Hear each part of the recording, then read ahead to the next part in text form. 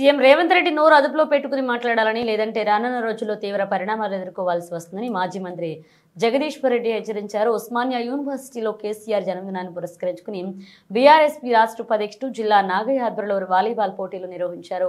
పోటీలకు జగదీశ్వర్ రెడ్డి ముఖ్య అతిథిగా హాజరై ప్రారంభించారు. అనంతరం ఆయన మాట్లాడుతూ తోటి నాయకులను గౌరవించాలని చోటు లేని ఒక మూర్ఖుడు తెలంగాణ రాష్ట్రానికి సీఎంగా ఉన్నాడని మండిపడ్డారు. సంవత్సర కాలంలోని ప్రభుత్వాన్ని నడిపించలేని స్థితికి వచ్చి బొక్కబోర్ల పడ్డారన్నారు. కేసీఆర్ ముందు బొక్కబోర్ల పడి కేసీఆర్ కాళ్లు పట్టుకునే పరిస్థితిలో ఉన్నాడన్నారు. రేవంత్ రెడ్డికి అన్ని మార్గాలు మూసుకుపోయాయని, సొంత పార్టీలోనే రేవంత్ రెడ్డిపై నేతలు తిరిగి పడుతున్నారన్నారు. సొంత పార్టీ నేతలే రేవంత్ రెడ్డిని విమర్శించే స్థాయికి దిగజారిపోయారని ఆరోపించారు. 6 నెలలుగా కాంగ్రెస్ పార్టీ అధినాయకుడైన రాహుల్ గాంధీ అపాయింట్మెంట్ కూడా రేవంత్ రెడ్డికి దొరకని పరిస్థితి ఏర్పడిందన్నారు. ఉన్న కాలం అంతా దాచుకోవడానికి సొంత వారికి కట్టబెట్టడానికి సమయం సరిపోతుందని ఎద్దేవా చేశారు. కాంగ్రెస్ పార్టీపై ప్రజల్లో వ్యతిరేకత మొదలైందని, రాష్ట్రంలో కాంగ్రెస్ పార్టీ కనుమరుగయ్యే రోజులు దగ్గరకు వచ్చాయన్నారు. గౌరవించుకోవాల్సిన పద్ధతి ఏంది, తోటి నాయకులను గౌరవించాల్సిన విధానం ఏంది అనే సోయి కూడా లేని ఒక మూర్ఖుడు ఈ రాష్ట్రాన్ని పరిపాలిస్తున్నాడు. ఇవాళ పాపం సంవత్సరంలోనే తేలిపోయి కేసీఆర్ ముందట బొక్కబొర్ల పడి రోజు కేసీఆర్ కాలు పట్టుకునే పరిస్థితిలో ఉన్నాడు. ఎందుకంటే అన్ని మార్గాలు మూసుకుపోయినాయి. బహుశా ప్రపంచ చరిత్రలో, భారత జాతి చరిత్రలో, తెలుగు ప్రజల చరిత్రలో డిక్షనరీలో లేని పదాలని కూడా ఉపయోగించి ఉన్నాయి అయిపోయి ఇన్ని తిట్లు, ఇన్ని శాపనార్థాలు పడ్డ పరిపాలకుడు ఎవడు కూడా లేడు రేవంత్ రెడ్డికి మించి. పార్టీలో కూడా తేలిపోయింది. పార్టీలో తిరుగుబాటు మొదలైంది. పైన ఇప్పటికే నిరాసక్తత మొదలైంది. 6 నెలలుగా అధినాయకుడి ఇంటర్వ్యూ దొరుకుతలేదు. ఇక్కడ ఏ పని చేయడానికి అవకాశం లేదు. కేవలం ఉన్న కాలాన్నంతా దాచుకోవడానికి తన తాబేదారులకు దోషపెట్టడానికి మాత్రమే వినియోగిస్తున్నాడు. ప్రజల్లో వ్యతిరేకత వస్తుంది, మన పార్టీ నాశనం అయిపోతుంది, ఇక ఇప్పట్లో కనపడే పరిస్థితి లేనంత పద్ధతిలో కనుమరుగవుతుంది కాంగ్రెస్ అని చెప్పి ఒకవైపు నివేదికలు పోతున్నాయి. ఇక నన్ను ఊడబీకే సమయం వచ్చిందని చెప్పి నోటికొచ్చిన ప్రగల్భాలు మాట్లాడుతున్నాడు, ప్రేరేపణలు చేస్తున్నాడు. కేసీఆర్ గారి గురించి, కేటీఆర్ కుటుంబం గురించి. వాస్తవానికి ఈ రాష్ట్రంలో ఉండే హక్కు లేని మనిషి ఎవడైనా ఉన్నాడు అంటే అది రేవంత్ మాత్రమే తప్ప ఇంకోటి కాడు. ఇక్కడ తెలంగాణ ఉద్యమం జరుగుతున్న సందర్భంలో తెలంగాణ వ్యతిరేకుల వెంట తుపాకీ పట్టుకొని తిరిగి తెలంగాణ ఉద్యమకారులను కాల్చే ఒక దరిద్రమైన పాత్ర తీసుకొని నడిచిన వాడు రేవంత్ రెడ్డి.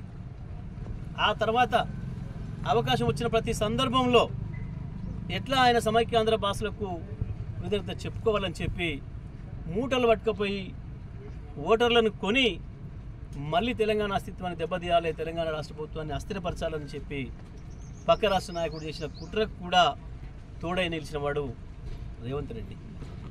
ఇవాళ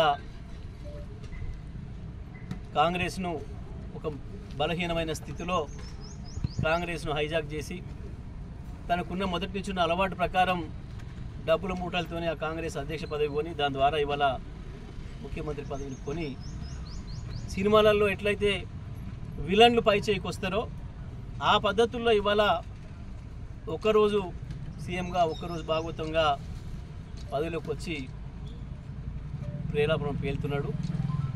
ఇది మంచి పద్ధతి కాదు. రేవంత్, నీ బతుక అందరికీ తెలుసు, నీ చరిత్ర ఏందో అందరికీ తెలుసు. కేసీఆర్ ఏందో తెలుసు, నువ్వేందో తెలుసు, కేసీఆర్ కుటుంబం ఏందో తెలుసు, నీ కుటుంబం ఏందో తెలుసు, నీ నేపథ్యం ఏందో తెలుసు. నీ ఊరే కాదు, ఇవాళ రాష్ట్రంలో ఎక్కడివైనా చెప్తున్నారు ప్రజలు. నీ చేత మోసానికి గురైన వాళ్ళు, నీ చేత ద్రోహానికి గురైన వాళ్ళు, నీ యొక్క అత్యాశకు బలైతున్న వాళ్ళు, నీ కుటుంబం యొక్క అత్యాశకు బలైతున్న వాళ్ళు, వాళ్ళ మాటల్లో వినాలి నీ చరిత్ర వింటే. మాలాంటి వాళ్ళం మాట్లాడలేము. వాస్తవానికి అది వాళ్ళ వల్లనే అవుతుంది. నీ గురించి చెప్పడం అనేది మీ ఊరి వాళ్ళ వల్లనే అవుతుంది.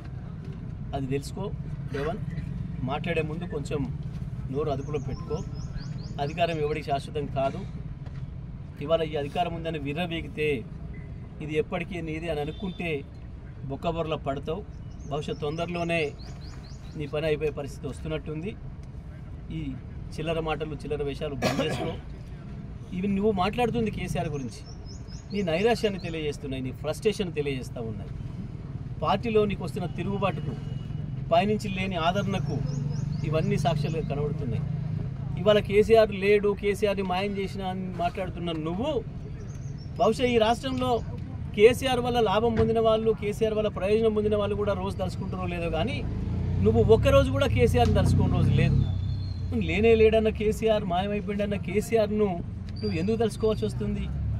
కేసీఆర్ని తలుచుకోకపోతే నీకు బతికేలేని పరిస్థితి ఎందుకు వచ్చింది?